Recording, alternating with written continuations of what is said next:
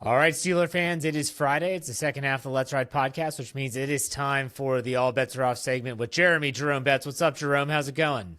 It's going pretty good, Jeff. Ready to talk some Steelers. Yes, sir. And so I want to start off, we're 2 weeks into this thing. It's hard to believe camp is almost done. I only have a couple practices next week, and then they break camp and they go back to Pittsburgh, and that's when Tampa Bay comes to town for the joint practice and then that preseason game. What have we learned so far, in your opinion, about the Steelers that we didn't know before they headed to training camp? Oh man, I think we've learned that this secondary is probably going to be one of the best in the league, and I think there were a lot of concerns about that. With all the moving parts and Minka Fitzpatrick gone, and like the age of some of the starters there now, like Darius Slay and Jalen Ramsey, both in their 30s, and then you've got Joey Porter Jr., who's going into his third year, or is it his fourth year? Yeah, third year. Third year. Yeah. Ah man, lose track of time with some of these guys, but a little bit of a fluctuation in the wrong direction last year for Joey Porter Jr. Maybe he comes back up, but the fact that they've just been so locked down when those guys are all on the field together, and the depth of that group as well. And I'm talking about all defensive backs, not just corners, not just safeties or what have you. The whole group, the whole secondary as a unit. I think we've learned in training camp that this group is going to be lights out, and they're going to be very, very difficult. So that's one thing I think that I would say that we have learned. And outside of that, it is still a lot of question marks. And I don't know where I guess I would point to next outside of maybe just that DK Metcalf is literally going to be a 120 target guy this year. They are not going to leave him. They're not going to be games like George Pickens had where he gets 3 targets, right? DK Metcalf is going to get all the targets. Yeah. His target share might break records this year if the Steelers do not address the wide receiver room.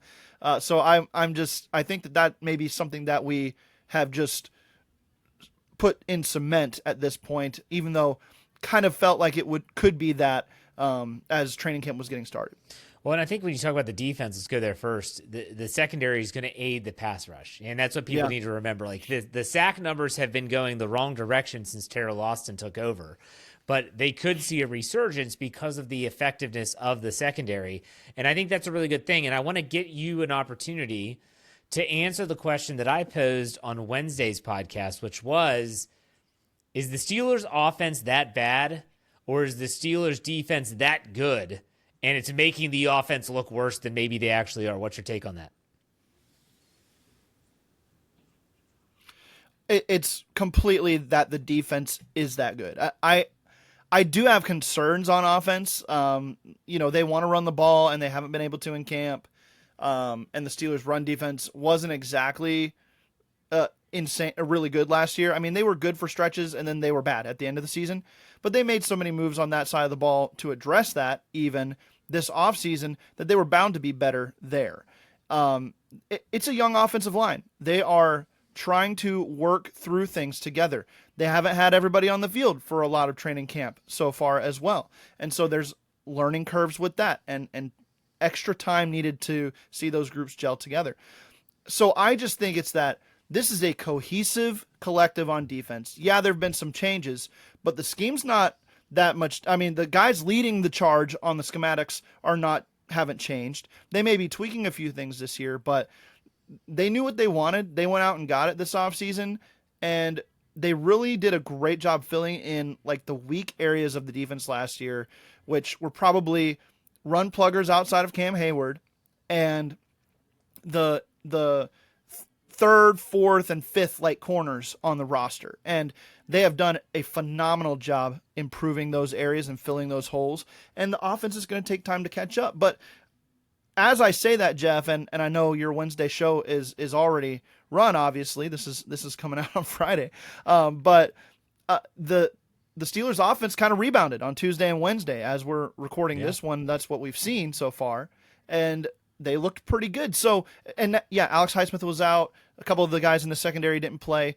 the offense had a chance to show what they're worth. So I think you take out a few of those pieces and you start to see that this offense really isn't as bad as it's looked. It's really the defense that is stealing the show. Yeah, and I think you're seeing players like Roman Wilson. And I loved what Aaron Rodgers said before practice Wednesday, I think. He said he just needs to get out of his own head. He said he's trying to make sure he's doing everything perfectly. And I tell him, like, you're so talented, just go play. Aaron Rodgers is probably the perfect quarterback to be with a young receiver like Calvin Austin III, who's still, I think he's in his contract year. I understand that. But still, he's dealt with some really unstable quarterback positional play, we'll say it that way. And then you have Roman Wilson who's coming in, and he's going to get to learn from this guy, how to do it, how to go about your business. Really good stuff. My only true concern on the offense, and we haven't really seen that offensive line be able to gel yet, I just don't know if they are the run-blocking group we thought they were. They haven't gotten a lot of push in training camp so far, and I know the padded practices have been few. But still, you're only hearing bits and pieces like Caleb Johnson with a nice one-cut run. Okay, that was a good one. And then there's 3 where he runs into the back of a bunch of bodies and can't go anywhere. I actually think their pass pro will be better than their run blocking. But, man, I do have questions about the run blocking. What do you think? I don't think that they're as polished as we would want them to be, especially for how this offense is going to be designed. And I do think that that is more a product of them just needing time together, all together, healthy. And, I mean, that's no guarantee, Jeff. The Steelers had one of the healthiest offensive lines in football, I think, 2 years ago, and they still weren't a great run-blocking unit. They got better as the season progressed. And then Arthur Smith's success in the run game as far as like yards per game or whatever, that was all volume based because the Steelers just didn't quit running the football, even though they weren't very efficient at it. You were hoping for some more efficiency this year. I think Caleb Johnson and Jaylen Warren are going to be more efficient in and of themselves. So that might help the run blocking group as well. But I think you're right. We're kind of hoping that this is like automatically a top 10 run blocking group and maybe the pass pro gets to like middle of the pack at some point this season. I think it might be a little bit closer to 50-50 there than maybe we like. Yeah. And it'll be interesting to see. Let's shift our focus now to this Saturday night. It's hard to believe tomorrow night they're going to have a football game to play, 7:00 down in Jacksonville against the Jaguars. I don't think a lot of the veterans are going to play, and I'm fine with them not playing. Like TJ Watt shouldn't play even if he's not banged up, but he shouldn't play even if he was, fine. No, don't play him. Don't play Cam Hayward.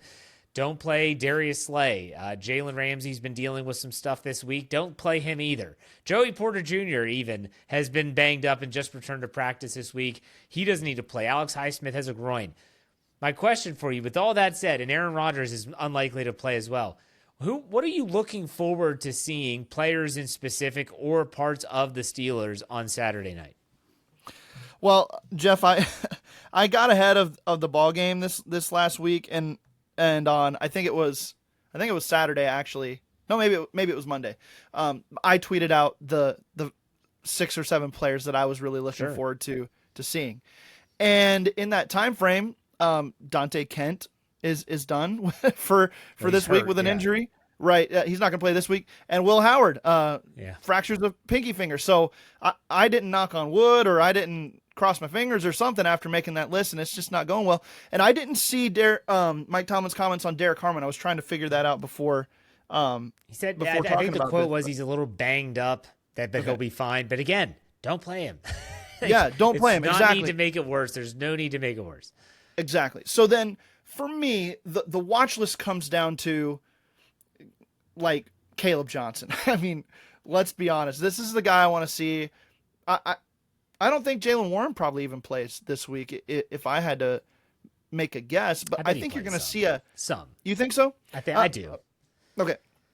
I think you'll see a healthy dose of Caleb Johnson though. Cause I don't, Kenny Gainwell's a veteran. I think you're going to get a healthy dose of Caleb Johnson in the first half, and then probably Trey Sermon and company take over from there. But I just kind of want to see what this guy can do, even if it's against some second team defenses and behind a second team offensive line. And so he's the highlight player, I guess, if you will, that I want to see. And then can we say Troy Fautanu and Broderick Jones? I think that both of those guys probably get some time if they're healthy. And Fautanu for me is like, how solid is this guy? Because we've seen like the one-on-one talk out of training camp is he's holding his own against TJ Watt. Like every rep is a fight for TJ, and that's good to hear from your rookie right tackle or basically rookie right tackle, second year guy. Broderick Jones, does he get any playing time? It's really the question marks I have on offense. Those are the highlights for me. And if I wanted to ramble on, I could talk about guys in the secondary and stuff, but those are the highlights for me. Well, I'll tell you what, if Broderick Jones is healthy and he's been back at practice for a while now, he's got to play. Yeah. You need him to play. My question is Isaac Seumalo going to play? As a veteran who started on the NFI list, the non-football injury list, are they going to hold him out? I would want him to play too, just a little bit, even if it's just a series. Like, they've got to get some type of cohesion on the offensive front. Zach Frazier should play. I mean, the center quarterback exchanges have been awful this camp. Mason McCormick, we got to see what he can do. That offensive line is going to be really, really important to see what they do. But ultimately, by the time the second half rolls around, there's going to be players on this field that no one really knows who the hell they are. They're looking at their we'll have it on SteelCurtainNetwork.com. Dave always puts out the 90-man roster in an article. So when you're watching the game, you're like, who is number 41? And then you look up, there it is. We'll have it for you at SteelCurtainNetwork.com. But I don't know, man. It's going to be interesting. I guess my next question about Saturday night is there something that you're hoping to see, not from specific players, but in terms of the team, the way they play, the way they orchestrate things? Any thoughts on that? I think, it's going to be so vanilla on both sides of the ball. I think assignment sound play where guys are just not like on defense. You don't have like guys 15 yards wide open, right? The communication stuff that you always want to be on your P's and Q's about. Let's just play some tight coverage. Let's have guys in the right spot. And if somebody makes a play for the other team, that's fine. But I would say like just the basics, good tackling technique, good coverage technique. Nobody's way out of position. Nobody's miscommunicating on the back end. And then if I were to flip it to the offensive side of the ball, I think I want to just see some like consistent, explosive play. Not like breaking out 20-yarders every play, but to where you're not getting behind the sticks every 3-down series, right? Where you're having to make these miraculous 3rd-down plays to keep it going. But maybe some easy drives where it's 2 or 3 plays and you're already in field goal range, and then you've got points kind of secured, and you see what comes down the road. So just kind of some down the field movement, some over the middle of the field type concepts. And then if I had to pick like just one player I didn't mention earlier that I'd like to see make a big play, it's Roman Wilson. I just want to see that he can do that, get some confidence under him, like Rodgers was talking about. That would be the one thing. If I had to put it on the bingo checkmark board, right? Roman Wilson, big play. That would be the one that I would want to check off more than anything else, outside of like the generic stuff that we're talking about here. Do you agree with Aaron Rodgers? Aaron Rodgers was asked if he's going to play. He said, I really don't think I need to. He doesn't like the preseason because he said basically the opposition is being so vanilla that they don't want to put anything out there on film, which he understands. He's not bemoaning that. He thinks that the better opportunity is that joint practice where Tampa Bay's coming into town early, where they can actually put their full menu, as he put it, on the field, and then the offense can go against that. I've always felt that when the preseason gets cut down from 3 to 2, when they go to 18 games, which will probably happen, joint practices are going to be almost mandatory. Not mandatory, but teams are going to feel like they have to do it. You agree with Rodgers' take? I do, to a degree. I think that it's good to just, in a preseason game, like, while everything's vanilla and nobody's trying to kill you or trying to disguise every little thing, to just hit some layups and start to feel that a little bit. But I do agree, like, the intensity and game-like prep of a joint practice that you would have to go through, this is not our guys that we're hitting, this is somebody else, this is actual competition with an opposing organization in the NFL, that has a very big place in that. And especially for a guy like Rodgers, who has kind of seen it all, doesn't have to prove himself when it's vanilla. That is going to be more beneficial for him to see where he's at, right? And I think that that's kind of where the feelers are going right now for Rodgers, is like, where am I at age 42, brand new team, new schematics, new players around me? How does this look against actual outside of this building competition that we haven't seen yet, right? Yeah. That we don't know their tendencies anymore, like they do their own defense. Aaron Rodgers calling the defenses vanilla is again, this should spark something in Steeler fans' brains. It's a cautionary tale from 2023. Let's never forget that preseason where Kenny Pickett and George Pickens, we called it the pristine preseason because every time they went on the field, touchdown. Every single time. And we were all hyped up. We all bought into it. We said, this is the team. This is the offense. This is going to be awesome. And then we saw what happened in week 1 when San Francisco came to town and completely wiped the field with the Steelers. That was some really, really good Kool-Aid, Jeff. It was great. Really good we Kool-Aid. all were drinking it. We were chugging that stuff. Yeah, yeah, absolutely. And but yeah, it just goes to remind you that this is all grain of salt stuff. And I mean, let's be honest too. Like the first 2 to 4 weeks of the season as well are probably grain of salt stuff as well. You want to start fast, but just know that this is not the completed product. The team we see by Thanksgiving, what's the phrase? The season starts after Thanksgiving, right? The real season starts after Thanksgiving. The team we see then is going to resemble nothing like the team we see in week 1 against the Jets and maybe even a few weeks into this thing. So you hope they're kind of hitting their stride actually by the bye week, right? For Pittsburgh. Absolutely. All right, Jeremy, good stuff as always. I hope you enjoyed the game. Go ahead and plug what you got going on the podcast side and on the written side. Yeah, so we got Andrew Wilbar back on the Steelers Fix and the Draft Dynasty podcast for the season. It's going to be a lot of fun. We're going to be making some predictions as we get closer to the season here. I think if you missed the Steelers Fix, we talked offense and some statistical predictions for some of the main players on the Pittsburgh Steelers offense, like Aaron Rodgers, DK Metcalf, and the running backs, things like that. So tune into that one. And then Draft Dynasty, we're gearing you up for your fantasy drafts. We're going to have a lot of draft-specific content for fantasy. So if you missed that from this morning on the Fans First NFL feed, wherever you get your podcast, go check that out as well.